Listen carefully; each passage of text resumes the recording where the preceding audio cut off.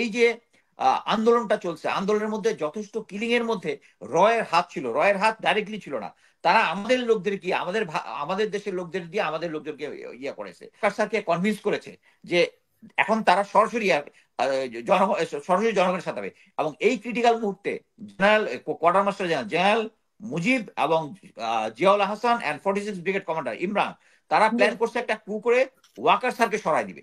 ওয়াকার স্যারকে যে মুজিব স্যারকে বানাবে হচ্ছে সেনাপ্রধান, বানায় এই সেনাপ্রধান দিয়ে পুরা আবার একটা গণহত্যা চালাবে। ইট ওয়াজ দেয়ার প্ল্যান। হচ্ছে জেনারেল ইকবাল করিম ভুইকে আগে আনা হচ্ছে। He is a Indian man.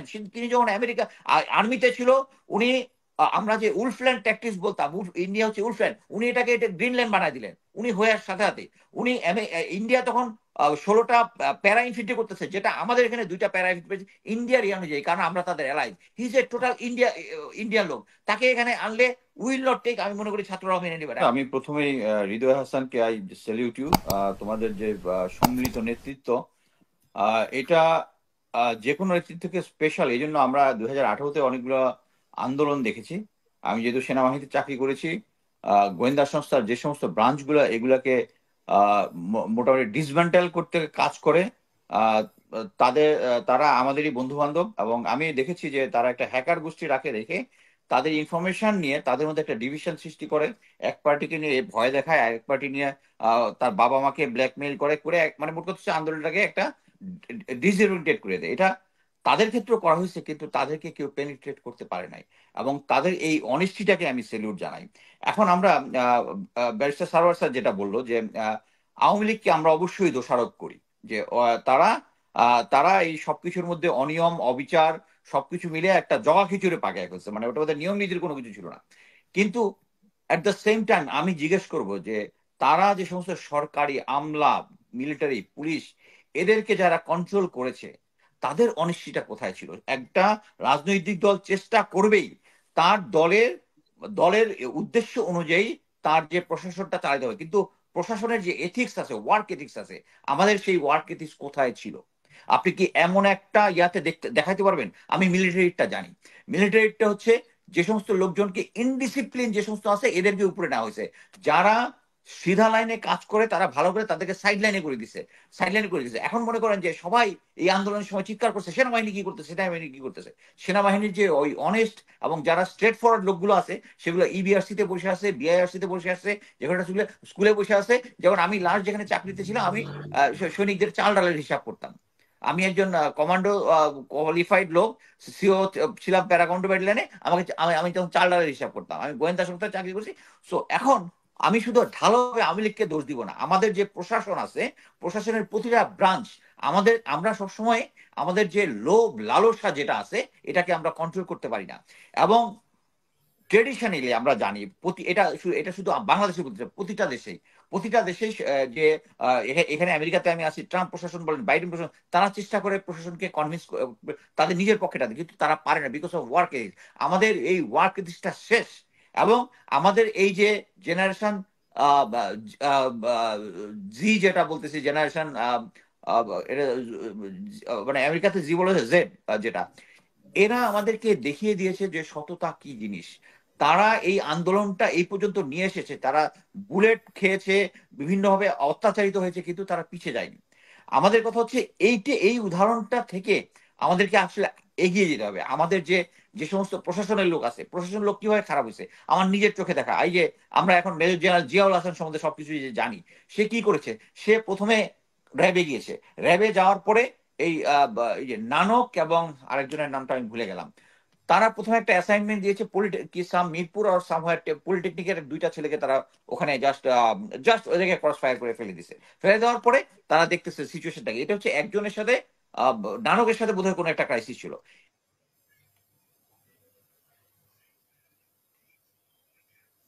Sorry, মানে একটা ছিল। হ্যাঁ, মানে তাকে দিয়ে তখন দেখেছে একজন কমান্ডো কোয়ালিফাইড অফিসার, তাকে দিয়ে কিলিং হচ্ছে, হচ্ছে।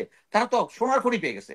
এই অফিসারটা পরে আর্মির আমার কমান্ডো কোয়ালিফাইড, আমার এই যে আপনি যে রেদওয়ানকে দেখেছেন, সে হচ্ছে ওয়ান অফ দ্য ভিকটিম বলবো আমি। তাদেরকে নিয়ে এসে এই কিলিং, তারপরে সৈনিকদের নিয়ে আসে, এই যে স্নাইপার অ্যাটাক যে দেখেছেন, এই স্নাইপার, আমি এখন বলি যে এই যে স্নাইপাররা যে কাজ করেছে, এটা সেনাবাহিনীর মানে সেনা প্রধানের নলেজের বাইরে ছিল।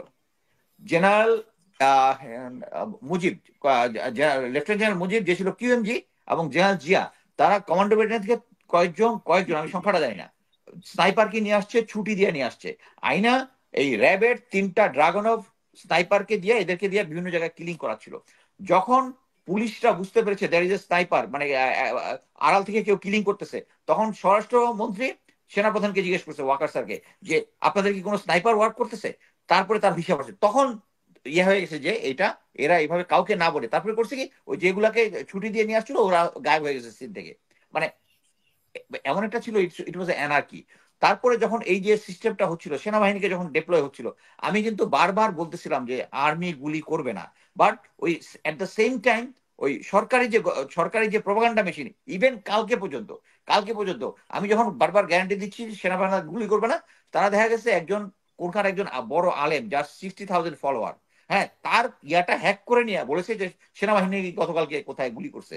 সে নাকি সকালবেলা গিয়েছিল সকালে, বাট আমি কাউকে বুঝাইতে পারছি না, কারণ কন্টিনিউয়াস তারা এইভাবে করেছে। বাট কথা হচ্ছে আমাদের যে ওয়ার্ক এথিক্স, যেটা আমি শুধু সেনাবাহিনীটা বলতেছি, আমাদের প্রতিটা সংস্থাতে এই আওয়ামী লীগ প্লাস হচ্ছে আওয়ামী লীগের পিছনে থাকে হচ্ছে ইন্ডিয়া, এটা আমরা ভালো করে জানি, এতে কোনো ডাউট নাই।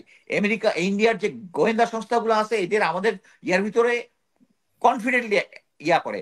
আমি সেনাবাহিনীতে চাকরি অবস্থায় দেখেছি সেনাবাহিনী অফিসারের কাছে কলকাতা লাইব্রেরি কার্ড, একজন অফিসার আমার কাছে স্বীকার করেছে সে ক্যালিফোর্নিয়াতে গেছে যখন আমাদের শান্তি বাহিনীর সমস্যা ছিল, ওখানে গিয়ে ওই শান্তি বাহিনীর যে লিডার আছে ওদের সাথে কথা বলেছে। কারা অ্যারেঞ্জ করেছে? ইন্ডিয়া অ্যারেঞ্জ করেছে। তার কাছে সবসময় ইন্ডিয়া থেকে বই আসে। এই অফিসার গুলা, যে সমস্ত অফিসার গুলার মধ্যে সমস্যা আছে, এগুলাকে ইন্ডিয়া অর্গানাইজ ভাবে করে।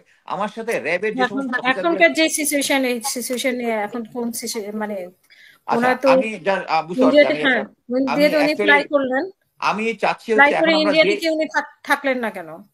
কোনটা, ইন্ডিয়াতে যে উনি ফ্লাই করলেন, ইন্ডিয়াতে উনি থাকলেন না কেন? আমি বলবো এটা হচ্ছে ইন্ডিয়ার একটা ডিপ্লোমেসি। সবাই এখন আমরা ইয়াতে হচ্ছে ইন্ডিয়া তাদেরকে থাকতে দেয় নাই, বাট আমার মতে এটা একটা ডিপ্লোমেসি। কি জন্য?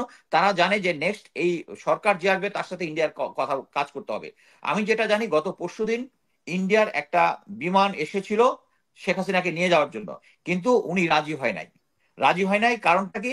কারণ তখন মমতা ব্যানার্জি এবং ইন্ডিয়ার যে অন্যান্য মিডিয়াগুলো তখন শেখ হাসিনার বিরুদ্ধে কথা বলতেছিল।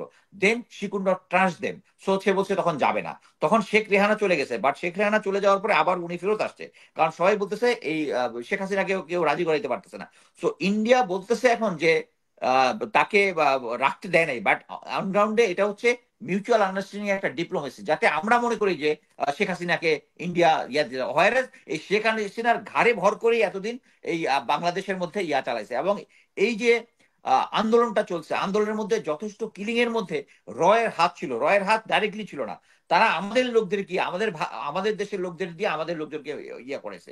তো এই জিনিসটাকে করার জন্য আমাদের নেক্সট এই হৃদয় যেটা বললো যে আমাদের নেক্সট যে সরকারটা আসবে, এটা মধ্যে ভারতীয় প্রভাব মুক্তি হওয়া ইজ ভেরি ইম্পর্টেন্ট। আমরা যখন ভারতীয় প্রভাব মুক্ত হতে পারবো, এবং এই জন্য আমি কয়েকবার লাইভে এসে বলেছি যে যারা আন্দোলন করতেছে, যারা এই এখন চেষ্টা করবে হচ্ছে, আমরা ওয়াকার স্যার যে কাজটা করেছে তাকে আমি অ্যাপ্রিসিয়েট করি, but at the same time I don't trust him. কারণ সে হচ্ছে শেখ হাসিনার আত্মীয়, এবং সেই সূত্রে ইন্ডিয়ার অ্যাপ্রুভাল ছাড়া উনি সেনা প্রধান হয় নাই। সো গ্রাউন্ডে তাদেরকে থাকতে হবে যে ইন্ডিয়ার প্রভাবমুক্ত লোক যখন আসবে, এখন যেহেতু ছাত্ররা সামনের লাইনে আছে, তাদের approval is a vital factor হওয়ার পরে। এবং আমরা চাই এই ইয়াটার মধ্যে কোনো ইন্ডিয়ার প্রভাবমুক্ত থাকবে। কারণ কি, এখন প্রশাসনের 1 থেকে 10 সামনে থেকে যতগুলো আসবে সবগুলো আওয়ামী লীগার। এবং আওয়ামী লীগার হলে হচ্ছে শুধু আওয়ামী লীগার হলে হতো না, এগুলো হচ্ছে নৃশংস বর্বর আওয়ামী লীগার, যাদের মধ্যে কোনো নীতিবোধ নাই। এখন মনে করেন যে এর আগে বাংলাদেশে যত আন্দোলন হয়েছে, এর থেকে কয়জন হত্যা হয়েছে, আর এই কয়েকদিনে কয়জন হত্যা হয়েছে। এবং এই যে হত্যার যে পরিকল্পনা, মানে আমি যেটা জেনেছি যে যখন যখন জেনারেল ওয়াকার সিচুয়েশনকে ম্যানেজ করতে পারছেন, উনি যে আমরা সবাই জানি অফিসারদের সাথে উনার একটা কনফারেন্স করেছে, কনফারেন্সের মধ্যে মেজর হায়দার নামে একজন অফিসার যখন বলেছে, তার পয়েন্টটা বলতে গেছে, ওয়াকার স্যার টেকনিক্যালি বলতে দেয় নাই। যখন বলতে দেয় নাই, তখন সেই অফিসারটা বলছে, স্যার ঠিক আছে, আমাকে যখন বলতে দিন না, let me say a 2 words from our holy ভার্সটা এরকম ছিল যে হে আল্লাহ, আমাদেরকে জালিমের জালিমকে ক্ষমা সহযোগী করো করো। না। এইটা বলার সাথে সাথে পুরা অফিসার যত ছিল সবাই জোরে আমিন বলে উঠছে। That Amin was the turning point. Already Waqar sir বুঝতে পেরেছে যে এই মানে সবার সমর্থন এই জায়গাটা আছে। তারপরে উনি মোটামুটি একটু কুইক টাইম শেষ করার পরে উনি বুঝতে পেরেছেন, এবং ওখানে এসএসএফ এর ডিজি হাজির ছিল, যেখানে সেনা প্রধানের ইয়াতে কখনো এসএসএফ এর ডিজি হাজির থাকার কথা না। তো এই যে আমি সবকিছু মিলে এগুলো নিয়ে আলোচনা হয়েছিল আমাদের এখানে, আচ্ছা আমরা আলোচনা এবং হয়েছে। সামনে। এখন হ্যাঁ। আরেকটা বলি, এর হুম। মধ্যে এই এখন যে এই যে কিলিংটা আপনারা লাস্ট পর্যন্ত দেখতেছেন, এবং এর আগের দিন পর্যন্ত প্রোপাগান্ডা হচ্ছে সেনাবাহিনীকে বিশ্বাস করা যাবে না, সেনাবাহিনী একবার এই করতেছে, বাট সেনাবাহিনীর 5টা ছোট ছোট ইউনিট একটা কুমিল্লাতে তারা বের হয়ে গেছে উইদাউট সিনিয়র ওয়ার্ডার, তারা বের হয়ে গেছে, বের হয়ে গিয়ে ওয়ার্ল্ড সেট তারা অফ করে দিছে, এবং that was the turning point.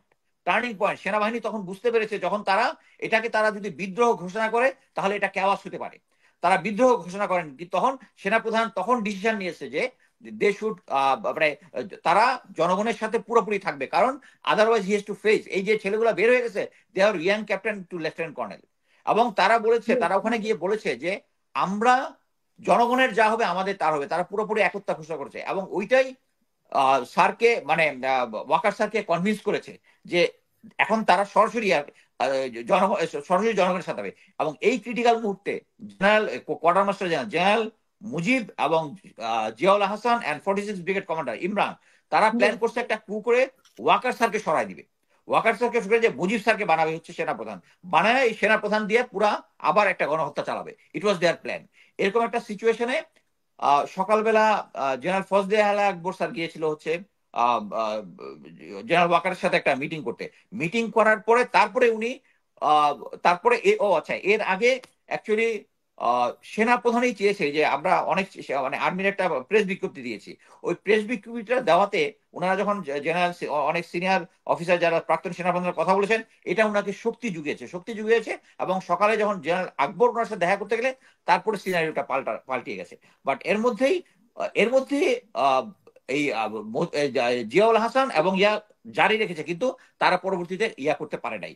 কারণ আমি যেটা শুনেছি, যখন উনি রাত্রেবেলা গত 12:30টার সময় যখন একটা উনি কমান্ডারদের সাথে এবং ইন্ডিপেন্ডেন্ট কমান্ডারদের সাথে বলেছে, এবং বলেছে army will not fire, army will not fire, উনি 3বার বলেছেন। কিন্তু ইমরানের বডি ল্যাঙ্গুয়েজ এবং ইয়াতে বোঝা হচ্ছিল যে ইমরান এটা মেনে নিচ্ছে না। শেষ করবেন মোস্তাফিজ, আমি শুনবো দেন আবার। দেন এসইউ আর্মি সিকিউরিটি ইউনিটের মাধ্যমে ইমরানকে অ্যারেস্ট করার একটা প্ল্যান করে, কিন্তু সে সাথে সাথে তার ফ্যামিলি নিয়ে গণভবনে চলে যায়।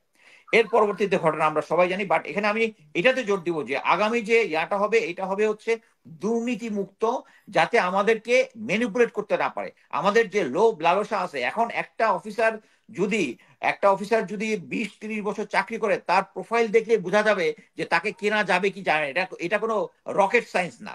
তো এখন আমরা দেখতেছি যে সব জায়গার মধ্যে ইয়ে হচ্ছে, জেনারেল ইকবাল করিম ভুঁইয়াকে আগে আনা হচ্ছে। He is a Indian man. তিনি যখন আমেরিকা আর্মিতে ছিল, উনি আমরা যে উলফল্যান্ড ট্যাকটিক্স বলতাম, ইন্ডিয়া হচ্ছে উলফল্যান্ড, উনি এটা গ্রিনল্যান্ড বানায় দিলেন উনি হয়ে সাথে সাথে। উনি ইন্ডিয়া তখন 16টা প্যারা ইনফিল্ট্রি করতেছে, যেটা আমাদের এখানে 2টা প্যারা ইনফিল্ট্রি ইন্ডিয়ার ইয়ে অনুযায়ী, কারণ আমরা তাদের allies. He is a total Indian লোক। তাকে এখানে আনলে উইল নট টেক, আমি মনে করি ছাত্ররাও মেনে নেবে। এবং দেয়ার আর আদার্স যাদেরটা আর্মির গুলো আমি ব্যক্তিগতভাবে জানি। তো আমি আশা করব যে নেক্সট যে তত্ত্বাবধায়ক সরকার হবে, এটা ভারতীয় প্রভাবমুক্ত রাখতে হবে। এই জন্যই, কারণ ভারত অলরেডি আমাদের প্রশাসনের ভিতরে লেয়ার লেয়ার একদম 1 থেকে 10-এর মধ্যে সবগুলাই দেখবেন আপনি ভারত। এই প্রশাসনটাকে সেট করার জন্য লাগবে এই সমস্ত মানে ভারতমুখী জেনারেল দিয়ে হবে না, বা ভারতমুখী প্রশাসনের লোক দিয়ে হবে না। ধন্যবাদ।